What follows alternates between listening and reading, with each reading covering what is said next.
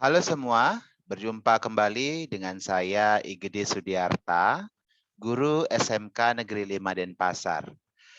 Pada kesempatan ini kita akan membahas mengenai struktur organisasi di bar dan jenis-jenis minuman non-alkohol. Apakah kalian sudah siap? Yuk kita belajar bersama.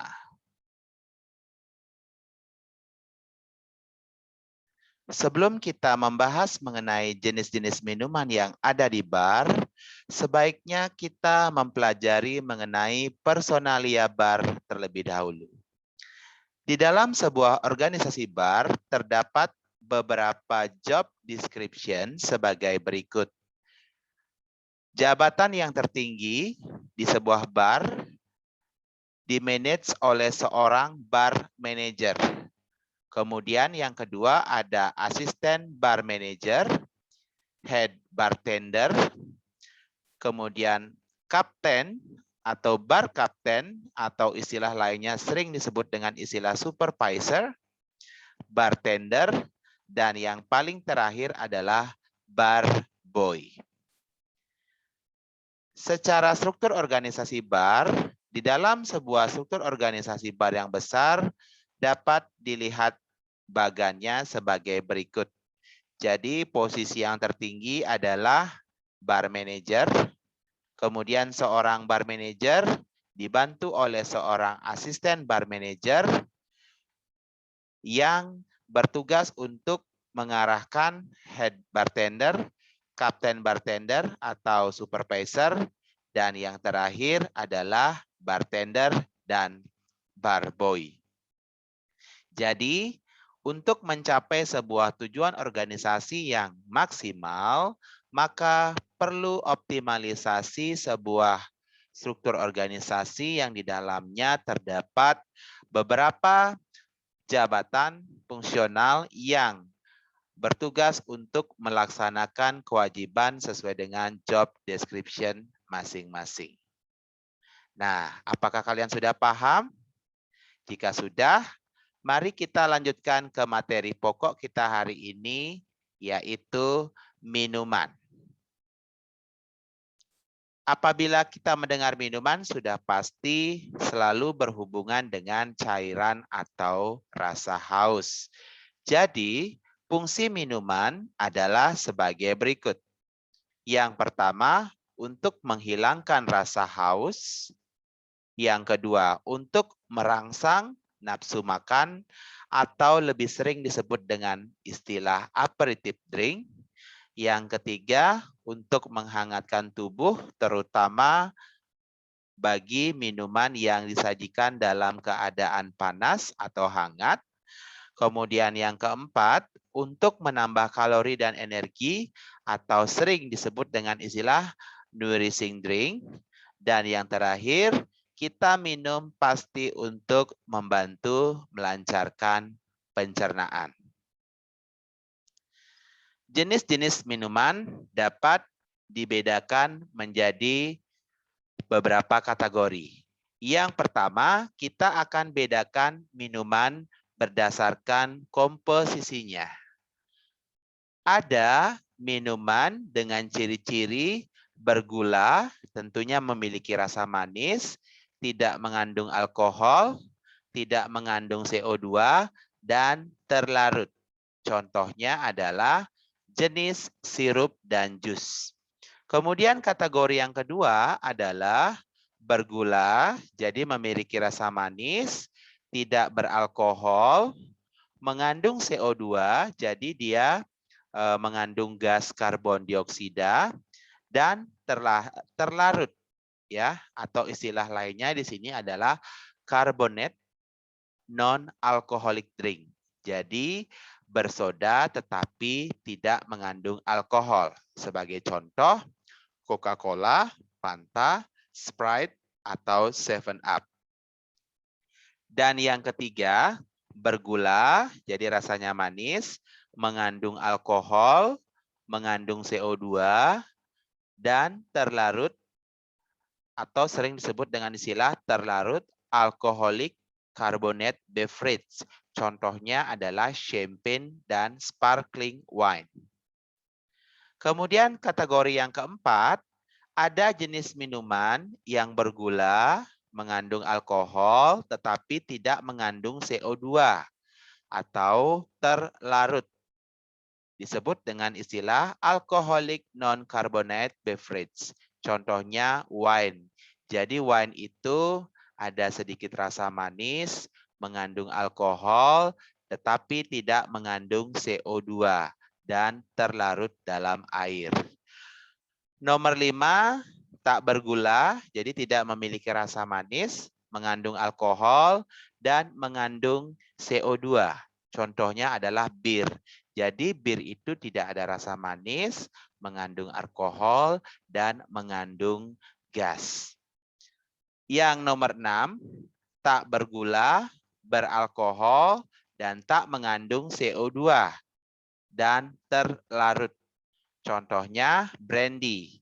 Jadi brandy itu tidak memiliki rasa manis, mengandung alkohol, tetapi tidak mengandung CO2. Yang terakhir, tak bergula, tak beralkohol, mengandung CO2. Contohnya soda water. Jadi soda water itu tidak memiliki rasa ya manis, kemudian tidak mengandung alkohol, tetapi mengandung CO2 yang menyebabkan soda itu berbuih. Berikut apabila jenis-jenis minuman dikategorikan berdasarkan kandungan alkoholnya. Ada 2. Yang pertama, non-alcoholic drink. Jadi, non-alcoholic drink adalah kelompok jenis-jenis minuman yang tidak beralkohol atau tanpa alkohol. Dan yang kedua adalah alcoholic drink atau minuman yang mengandung alkohol. Bagian dari minuman yang tidak beralkohol atau sering disebut non-alcoholic drink antara lain ada natural mineral water, nomor 2 ada artificial mineral water, nomor 3 ada jus, nomor 4 ada squash, nomor 5 ada crush, 6 ada sirup, 7 ada tea, coffee, and hot chocolate. Yang terakhir ada mocktail. Yang pertama, apa yang dimaksud dengan natural mineral water? Jadi, natural mineral water adalah minuman yang diperoleh dari proses pengolahan sumber air alami yang banyak terdapat di pegunungan. Natural mineral water itu sendiri ya, jadi kandungan mineralnya alami dari air itu sendiri tanpa ditambahkan dengan mineral lainnya. Sebagai contoh, dari Prancis itu terkenal merek Ferrier, Pincy, dan Avian. Kalau dari Jerman adanya merek Apollinaris dan Baden-Baden.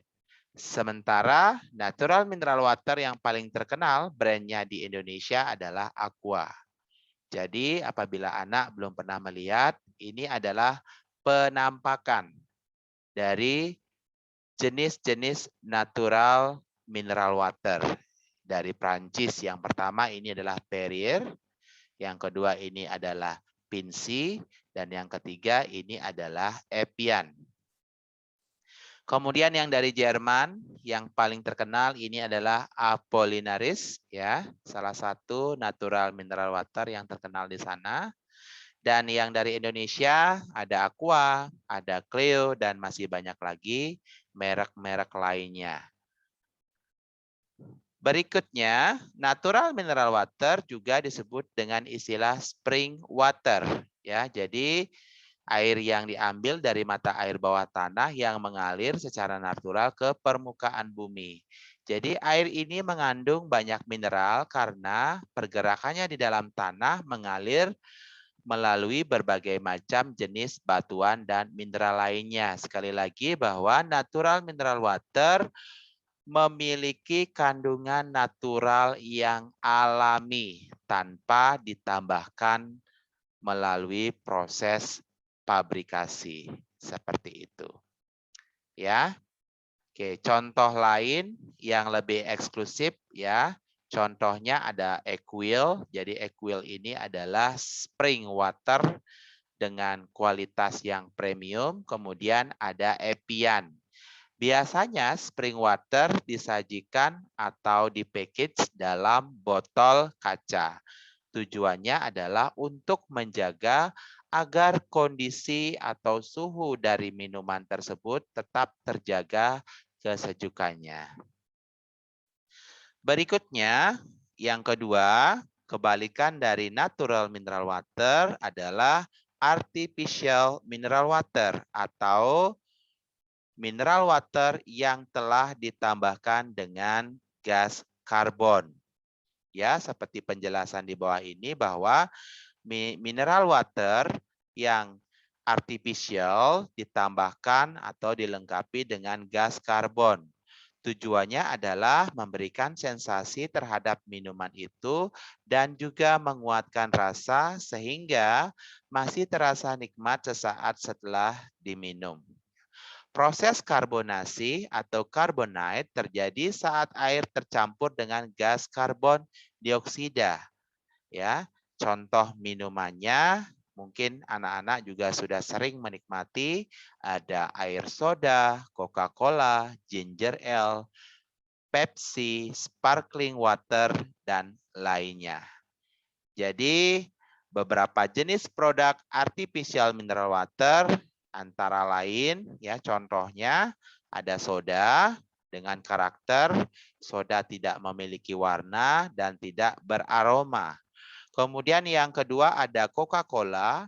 Coca-Cola memiliki karakter warna coklat tua, aroma cola. Ya, karena Coca-Cola pada dasarnya terbuat dari kinai atau coklat. Ada 7-Up. 7-Up itu hampir mirip dengan Sprite ya. Jadi memiliki warna yang bening dengan aroma jeruk nipis. Tonic water. Tonic water memiliki karakter tidak memiliki warna, jadi bening dengan aroma kina.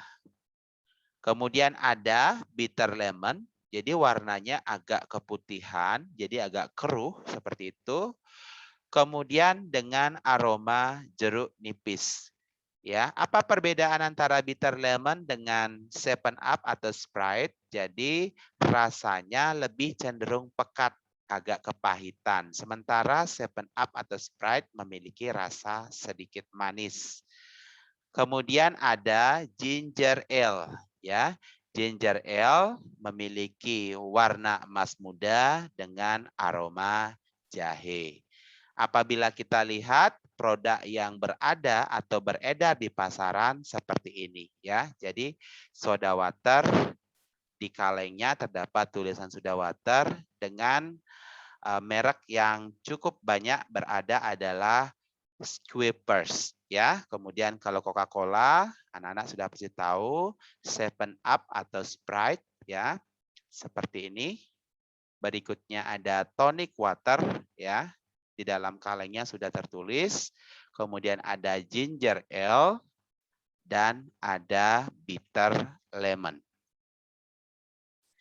Berikutnya nomor 3 ada fruit juice. Jadi fruit juice merupakan sari buah yang ditambahkan dengan air dan gula ya. Jadi fruit juice sudah tidak asing lagi dalam kehidupan kita sehari-hari karena saya yakin semua dari kalian sudah pasti pernah minum jus. Ya. Jadi yang pertama contohnya ada apple juice, orange juice, pineapple juice, tomato juice, papaya juice, and watermelon juice.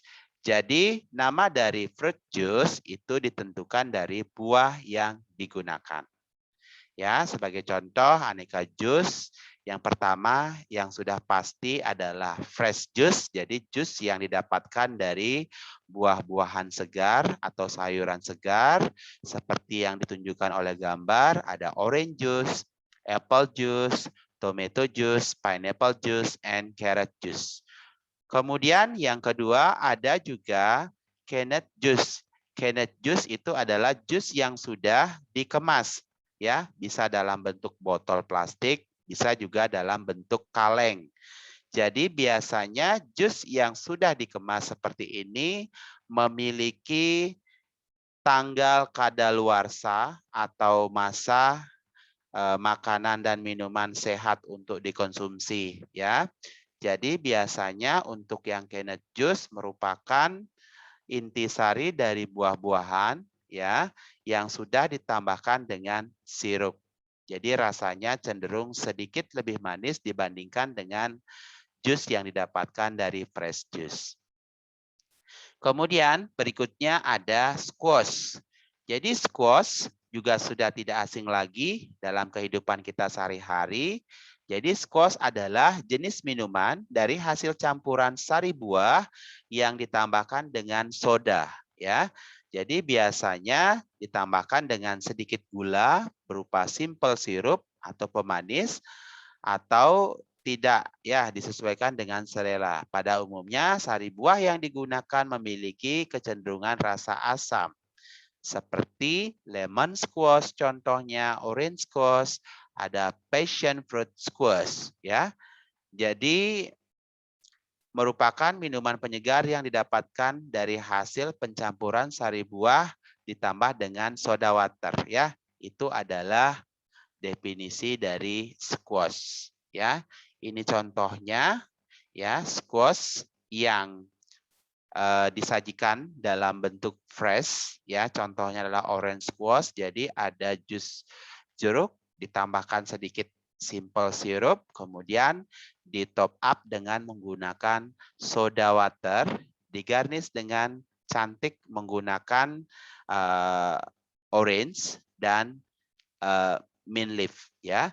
Ada juga squash yang sudah dijual di pasaran dalam bentuk canned atau botolan, ya. Jadi ini lebih praktis, namun seperti yang disampaikan tadi bahwa produk dalam bentuk botol memiliki tanggal kadaluarsa yang harus diperhatikan. Kemudian berikutnya ada istilah crush, ya. Jadi crush hampir mirip dengan squash, hanya saja crush merupakan pencampuran soda dengan sirup, ya. Kalau tadi squash itu kan soda ditambahkan dengan jus, ya. Sementara kalau soda crush itu adalah soda dengan sirup. Jadi sirup itu sifatnya lebih pekat dan lebih manis, ya. Dari teksturnya lebih pekat, rasanya lebih manis, ya. Kemudian dicampurkan dengan soda. Penggunaan sirup dapat disesuaikan dengan selera, ya. Awalnya sirup yang digunakan hanya berasal asam saja, tapi kini banyak yang menggunakan sirup dengan rasa yang lebih creamy seperti butterscotch, tiramisu, hazelnut, dan lain-lain. Jadi creamy maksudnya rasanya tidak terlalu tajam, tidak terlalu strong, tetapi lebih pada rasa-rasa yang soft atau lembut. Ini adalah contoh beberapa jenis crush yang sudah ada di pasaran. Sekali lagi sudah dikemas dalam bentuk botol maupun kaleng yang siap disajikan secara praktis. Nah, berikutnya seperti tadi yang kita sampaikan, jadi banyak kita menggunakan sirup. Sekarang kita akan menjelaskan mengenai sirup itu sendiri, ya. Jadi sirup adalah cairan kental yang merupakan campuran antara gula dan air. Kandungan gulanya antara 60% sampai dengan 65%, sehingga tidak terjadi proses kristalisasi gula karena banyak mengandung air. Ya, jadi maksudnya di sini bahwa apabila kalian membuat sirup itu simple, ya, sangat mudah. Jadi percampurannya adalah gula 60%, kemudian sisanya adalah air, sehingga proses kristalisasi tidak terjadi, ya. Sirup juga terkadang dilengkapi dengan perasa buah, ya. Jadi kalau misalnya sirup yang terdiri dari campuran gula dan air itu disebut dengan istilah simple sirup. Nah, sementara sekarang banyak beredar berbagai macam jenis sirup dengan rasa buah tertentu, ya. Tetapi di sini sirup tidak mengandung alkohol atau dia masuk pada non-alcoholic drink, ya. Beberapa jenis campuran sirup ya yang telah ditambahkan dengan esen buah. Jadi esen itu bukan berarti buahnya langsung, tetapi yang memiliki karakter seperti buah yang dimaksud, ya. Sebagai contoh, simple syrup tadi sudah disampaikan bahwa simple syrup merupakan sirup yang paling sederhana, ya. Jadi merupakan basic dan dapat digunakan untuk berbagai macam keperluan campuran minuman yang ada di bar. Kemudian berikutnya ada grenadine syrup, ya. Jadi grenadine syrup memiliki karakteristik warna yang merah dan terbuat dari buah delima. Kemudian ada raspberry syrup, ya. Jadi dia memiliki karakter warna yang agak pekat, jadi lebih gelap dibandingkan grenadine, terbuat dari buah prambos. Dan yang terakhir ada strawberry syrup yang terbuat dari buah stroberi. Nah, ini adalah contoh simple syrup. Jadi warnanya adalah kuning keemasan. Simple syrup dapat ditambahkan pada berbagai keperluan dalam meracik atau mencampur minuman.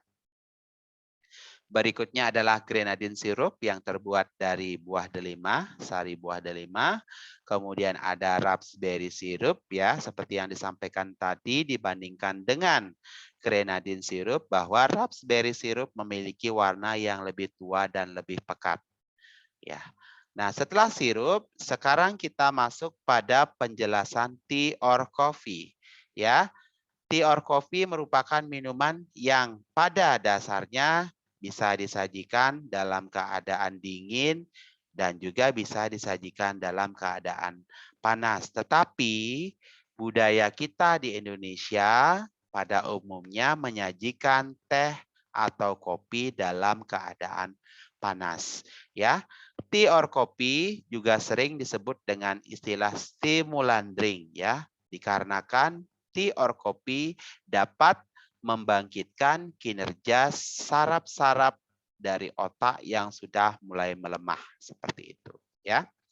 Oke, berikutnya adalah jenis-jenis teh ya. Yang pertama ada black tea, kemudian ada green tea, ada white tea, berikutnya ada yellow tea, dan yang terakhir ada red tea ya. Jadi jenis warna ya yang dihasilkan oleh teh itu sendiri ditentukan dari proses pengeringan yang terjadi pada daun teh disesuaikan dengan kualitas teh yang diinginkan. Ya, seperti ini. Kalau kita lihat warnanya sudah sangat berbeda ya. Jadi ada ini tadi disebut dengan istilah teh yang lebih pekat, dari yang paling pekat sampai dengan yang paling bening atau white tea. Oke, setelah membahas teh, kita akan membahas berbagai macam jenis-jenis kopi ya. Beberapa jenis kopi yang terkenal. Jadi yang pertama adalah espresso ya. Kalau espresso dalam bahasa Indonesia mungkin sering kita sebut dengan istilah kopi hitam ya. Jadi adalah minuman yang dihasilkan dengan mengekstraksi biji kopi yang sudah digiling dengan menyemburkan air panas di bawah tekanan tinggi.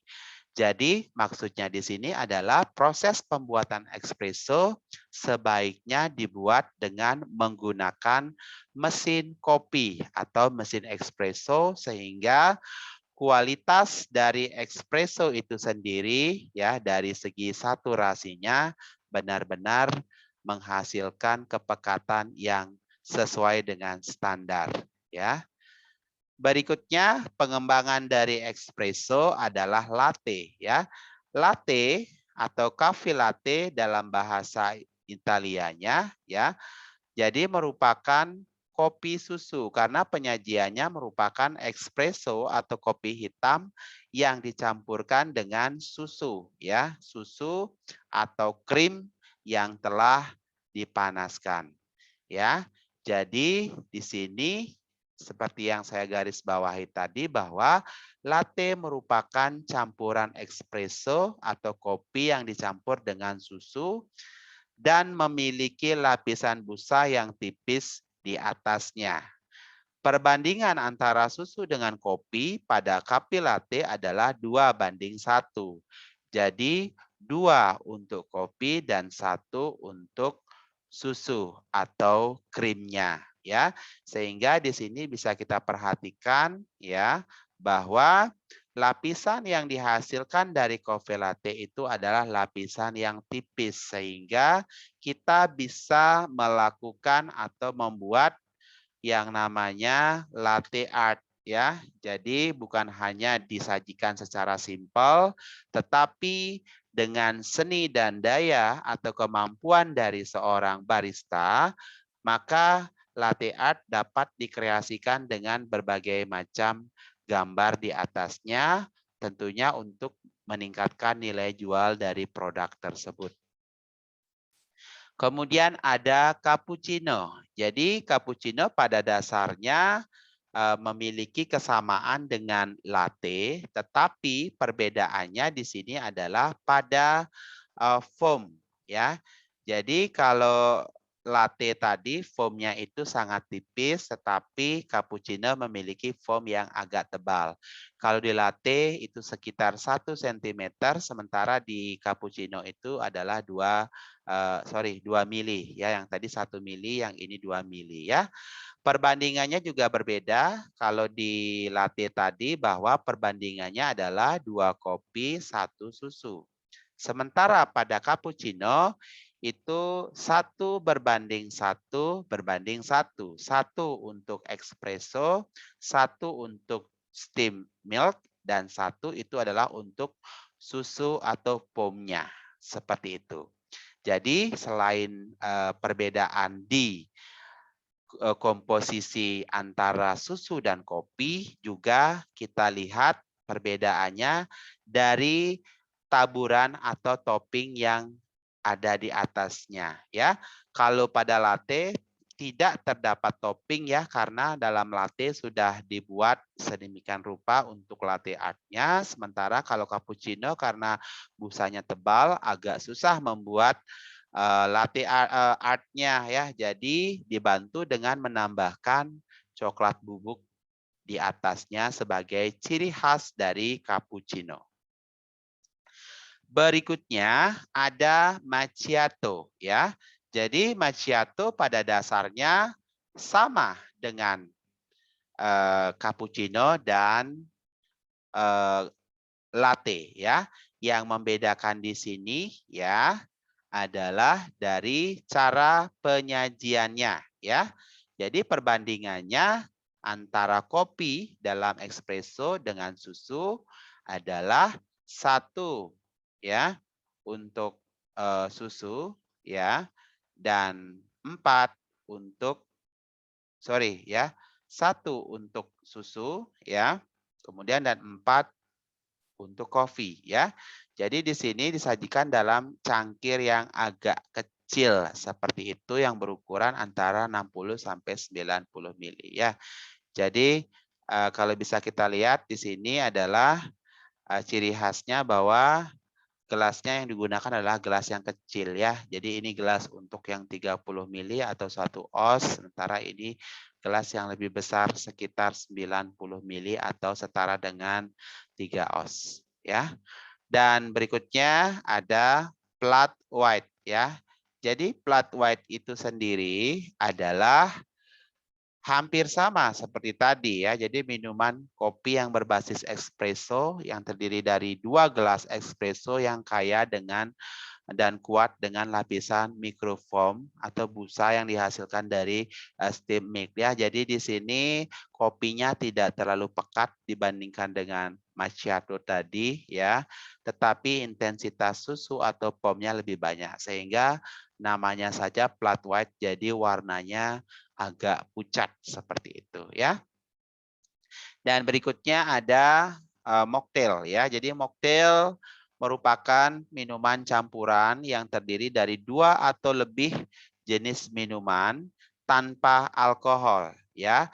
Jadi mocktail itu adalah kebalikan dari koktail ya. Jadi kalau koktail itu adalah minuman campuran yang mengandung alkohol, sementara mocktail itu benar-benar tanpa alkohol ya.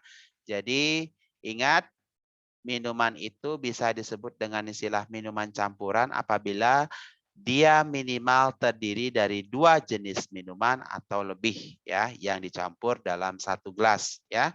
Contoh dari beberapa jenis mocktail yang sering kita praktekkan ya, ada Rainbow Mocktail, ada Sunrise, ada Virgin Mojito ya. Jadi ini adalah gambar untuk Rainbow Mocktail, sementara ini adalah gambar dari Sunrise, dan yang terakhir adalah gambar Virgin Mojito Mocktail ya. Jadi perlu digarisbawahi untuk Virgin Mojito di belakang di depannya ada kata Virgin ya. Jadi kalau Virgin itu merujuk pada minuman yang tidak mengandung alkohol. Karena di satu sisi lainnya ada Mojito yang mengandung alkohol. Jadi di sini yang kita buat adalah Virgin Mojito-nya ya. Seperti itu ya. Nah, yang terakhir berdasarkan fungsinya ya. Jadi jenis-jenis minuman yang ada di bar dapat dibedakan menjadi yang pertama tadi sudah dijelaskan ya, mineral water ya. Jadi ada aqua ya atau merek lainnya ya. Ada artificial mineral water seperti Sprite, Fanta, 7 Up, Ginger Ale, tonic water, soda water. Intinya artificial itu adalah minuman yang ditambahkan dengan mineral buatan ya. Jadi ciri-cirinya dia mengandung soda atau minumannya bersoda ya. Kemudian ada tadi sudah dijelaskan mengenai refreshing drink ya. Jadi namanya saja refreshing drink, jadi minumannya menyegarkan ya, memiliki rasa cenderung segar dan manis. Kemudian ya, jadi biasanya dia sudah dicampur dengan soda atau air tawar yang contohnya seperti ada squash dan sirup. Tadi sudah saya jelaskan ya. Jadi kembali lagi ada contohnya simple sirup berasal dari gula pasir, grenadine sirup itu berasal dari buah delima, dan ada Prambo sirup berasal dari buah raspberry ya. Kemudian untuk squash-nya sendiri ada orange squash dan lime squash. Berikutnya ada istilah stimulan drink ya. Stimulan drink itu seperti yang kita lihat dari makna kata stimulan itu merupakan artinya minuman yang dapat merangsang ya. Jadi atau minuman perangsang yang menghasilkan berbagai macam efek, misalnya meningkatkan aktivitas sistem saraf pusat dan perifer ya. Jadi contohnya apabila kita merasa ngantuk, ya pasti kita minum kopi ya. Apabila kita merasa kedinginan, pasti kita akan ingin minum minuman yang suhunya ya hangat atau panas ya. Jadi yang berfungsi untuk menjaga daya tahan tubuh, produktivitas, ya, kemudian meningkatkan gairah, ya, meningkatkan denyut jantung dan segala macamnya, ya. Contohnya di sini ada tadi sudah dijelaskan kopi, teh, coklat, dan susu, ya. Dan yang terakhir, ya, ada nourishing drink, ya. Nourishing itu berasal dari kata nutrisi yang artinya bergizi. Jadi kalau sudah mendengar kata nourishing drink, itu tidak jauh-jauh dari minuman yang mengandung zat-zat makanan atau bergizi. Ya, sudah pasti contohnya adalah berbagai macam aneka jus. Ya, bisa dari buah-buahan segar, bisa dari sayur-sayur segar. Jadi jus diperoleh dengan cara mekanis, yaitu memeras daging buah segar atau sayuran tanpa menggunakan panas atau perlarut. Jadi benar-benar ya dimasukkan ke dalam juicer ya, kemudian disaring atau di blender seperti itu ya. Kemudian ada sari buah ya. Jadi sari buah itu merupakan sari dari buah dan sayuran yang diperoleh dengan cara memeras untuk mendapatkan airnya ya. Perbedaannya dengan jus, biasanya jus itu ditambahkan dengan air dan gula. Sementara sari buah ya itu benar-benar yang diambil hanya air atau cairan yang terdapat dari buah tersebut ya. Jadi kalau jus itu biasanya kita menggunakan blender, kalau sari buah kita biasanya menggunakan juicer seperti itu ya. Oke. Baik, demikian penjelasan untuk materi bar yang kedua mengenai struktur organisasi bar dan minuman.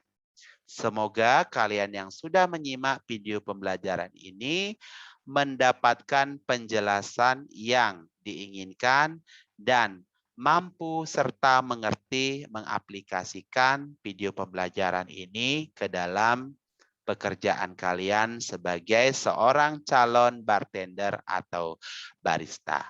Terima kasih sudah menyimak video pembelajaran ini dan sampai jumpa pada video pembelajaran berikutnya. Thank you very much and see you next time. Bye-bye.